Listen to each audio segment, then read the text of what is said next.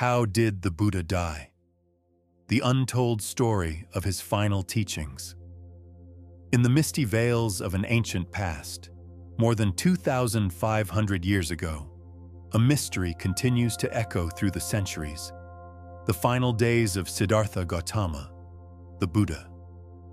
A beacon of enlightenment who had found the path to liberation, now faced an end shrouded in secrecy and controversy. Was it merely the inevitable consequence of old age, or did a darker secret lie buried beneath the sands of time? Let us part the curtain of mystery and follow in his footsteps during this final journey, a pilgrimage laden with symbols and lessons, where each step embodied profound truths of impermanence, detachment, and ultimate liberation. The beginning of the last pilgrimage. In 483 BCE, in the ancient city of Rajagaha, the Buddha, at the age of 80, began what would be his final pilgrimage. His body, once robust and full of vitality, had grown frail. His health was deteriorating, and the toll of a lifetime spent teaching and traveling weighed heavily on him. Despite his physical decline, his mind remained sharp, a beacon of clarity and wisdom. His disciples watched in awe as he embarked on this final journey, knowing it was not just another teaching tour, but a culmination of his life's work. Accompanied by his devoted disciple Ananda, the Buddha left Rajagaha with a clear destination in mind: Kushinagar, more than 200 miles away. This journey was not for the faint of heart. The road was long and arduous, winding through rugged terrains and dense forests. Yet, the Buddha pressed on with a quiet determination that inspired all who followed him. He stopped in villages and towns along the way, offering teachings and solace to those he encountered. His message was consistent and profound. Everything is impermanent, and liberation lies in the acceptance of this truth. Each stop along the way became a living lesson in resilience and mindfulness. The Buddha's presence radiated peace and calm, even as his physical strength waned. Villagers gathered to hear his words, some moved to tears by the simplicity and profundity of his teachings. It was as if they sensed that these were his final public sermons, moments that would be etched in their hearts forever. For his disciples, however, there was an underlying tension. They could see his body weakening with each passing day, yet his spirit seemed stronger than ever. Whispers began to circulate among them. Why was he taking such a long journey now, in his fragile state? Did he know something they didn't? The answer came soon enough, when the Buddha, in a calm and measured tone, announced that his time in this world was coming to an end. The Prophetic Revelation. The Buddha's foreknowledge of his own passing is one of the most intriguing aspects of his final days. In the Mahaparinibbana Sutta, he revealed to Ananda, 3 months from now, the Tathagata will pass into final nirvana. The words hung in the air like a solemn prophecy. Ananda, though deeply devoted and wise in his own right, struggled to comprehend the gravity of this statement. The idea of losing his teacher, guide, and lifelong companion was almost too much to bear. What made this revelation even more extraordinary was the Buddha's calm and deliberate acceptance of his fate. Unlike ordinary men, who might cling to life in their final moments, the Buddha seemed almost eager to embrace the inevitable. He had long taught that life was fleeting and that all compounded things must one day dissolve. Now, he was living proof of this teaching.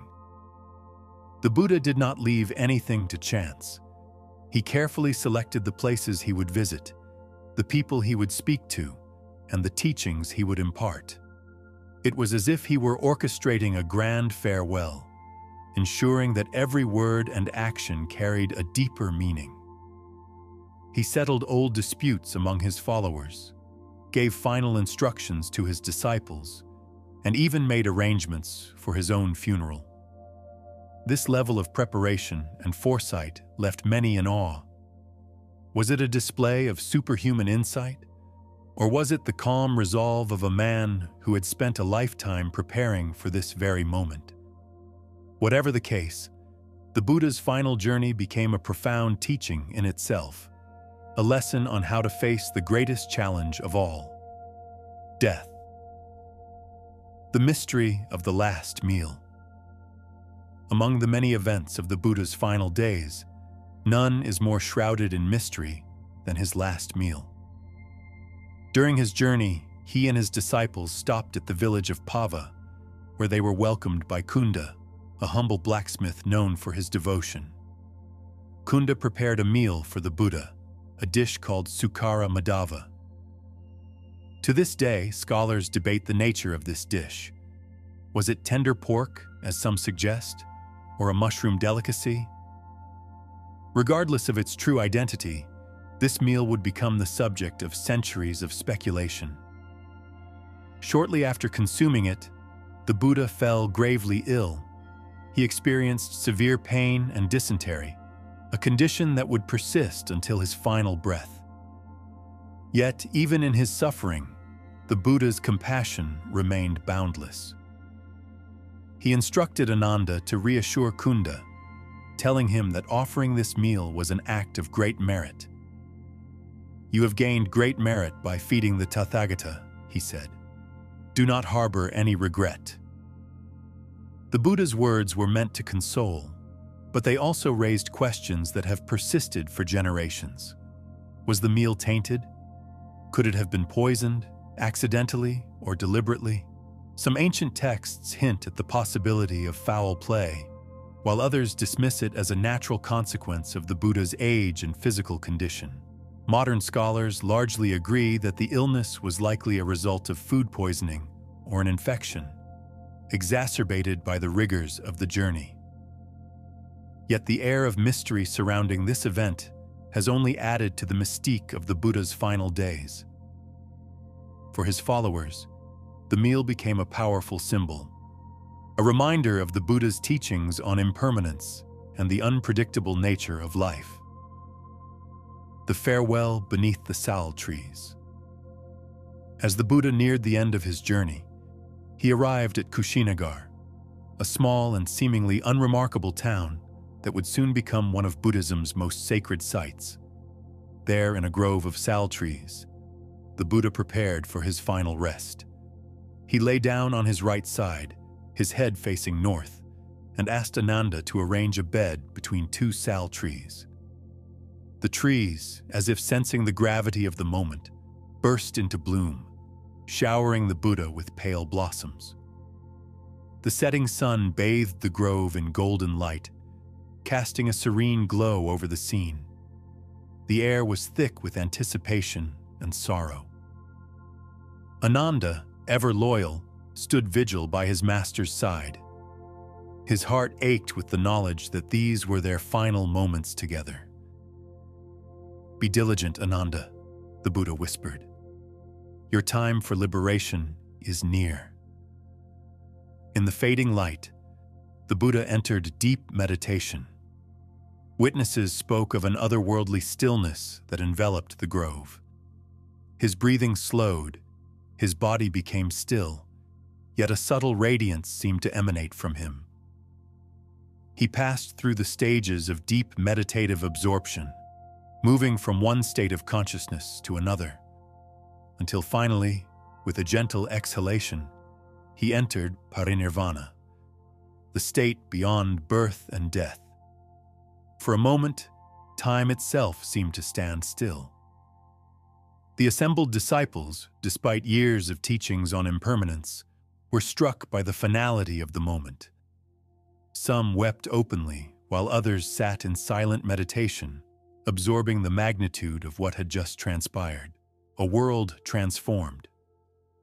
As dawn broke over Kushinagar, the news of the Buddha's passing spread like wildfire.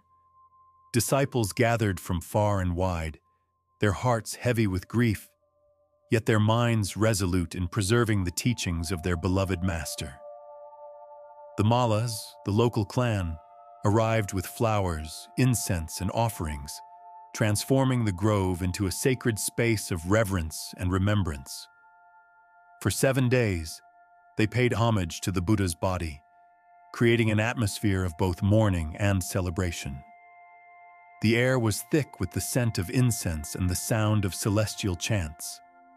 Some wept openly, their cries echoing through the grove, while others sat in deep meditation, embodying the very teachings of equanimity and non-attachment. Ananda, despite his overwhelming sorrow, took on the solemn duty of organizing the funeral rites. His eyes, red with unshed tears, betrayed the depth of his grief. Yet, with every step he took, he remembered the Buddha's final instruction. Strive on with diligence. The first counsel, safeguarding the Dharma. In the days following the Buddha's passing, his closest disciples convened to ensure that his teachings would endure. This gathering, known as the First Buddhist Council, marked the beginning of a monumental effort to preserve the Dharma. Ananda, along with other senior monks, recited and compiled the Buddha's teachings, committing them to memory to safeguard their purity.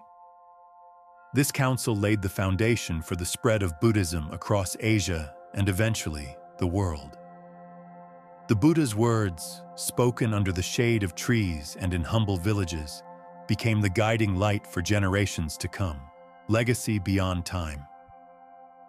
The passing of the Buddha was not the end of his influence, but the beginning of a legacy that would shape the spiritual landscape of the world. His relics were enshrined in stupas, becoming focal points for devotion and symbols of the eternal truth he had taught. Even today, more than 2,500 years later, the Buddha's teachings on mindfulness, compassion, and the nature of existence continue to inspire millions. His words resonate in monasteries and meditation halls, in books and modern psychology, reminding us that true immortality lies not in the preservation of the body, but in the enduring impact of shared wisdom and transformed lives. In life and in death, the Buddha taught us the same profound truth. Everything arises and passes away. What remains is the path of liberation, waiting for those who dare to walk it with open hearts and unwavering resolve.